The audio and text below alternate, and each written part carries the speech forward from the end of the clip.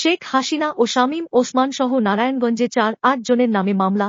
বৈষম্য বিরোধী ছাত্র আন্দোলনের সময় নারায়ণগঞ্জে আবুল হাসান স্বজন নামে ২-৫-১ যুবককে হত্যার ঘটনায় সাবেক প্রধানমন্ত্রী শেখ হাসিনা ও নারায়ণগঞ্জ ৪ আসনের সাবেক সংসদ সদস্য শামীম ওসমান সহ ৪-৮ জনের নামে মামলা হয়েছে। সেই সঙ্গে আরও ২০০ জনকে এ মামলার অজ্ঞাত আসামি করা হয়েছে। শনিবার ৭ আগস্ট সদর মডেল থানায় বাদী হয়ে মামলাটি করেন নিহত আবুল হাসানের ভাই আবুল বাশার অনিক। নিহত আবুল হাসান স্বজন বেসরকারি একটি প্রতিষ্ঠানে মার্কেটিং বিভাগে কাজ করতেন বলে জানা গেছে।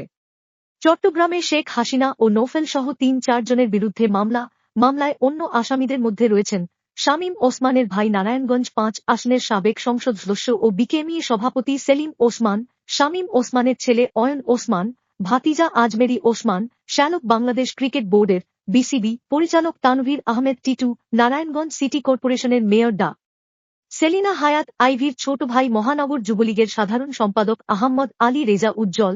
রাতে হত্যা মামলার বিষয়টি সময় সংবাদকে নিশ্চিত করেছেন নারায়ণগঞ্জ সদর মডেল থানার ভারপ্রাপ্ত কর্মকর্তা ওসি আব্দুস সাত্তার। মামলার বিবরণে জানা যায়, ৫ আগস্ট দুপুরে শহরের চাষায় আন্দোলনকারীদের সঙ্গে আইন শৃঙ্খলা বাহিনী এবং ছাত্রলীগ ও যুবলীগের মধ্যে দফায় দফায় সংঘর্ষ চলছিল। এ সময় বন্দর উপজেলার কুশিয়ারা এলাকার বাসিন্দা আবুল হাসান স্বজন ও তার ভাই আবুল বাশার অনিক চাষায় ল্যাব ৮ ডায়াগনস্টিক সেন্টারের গলির ভেতরে গিয়ে আশ্রয় নেন। এক পর্যায়ে আবুল হাসান স্বজন সেখানে গুলিবিদ্ধ হন। ঢাকা মেডিকেল কলেজ হাসপাতালে চিকিৎসাধীন অবস্থায় ৬ আগস্ট স্বজনের মৃত্যু হয়।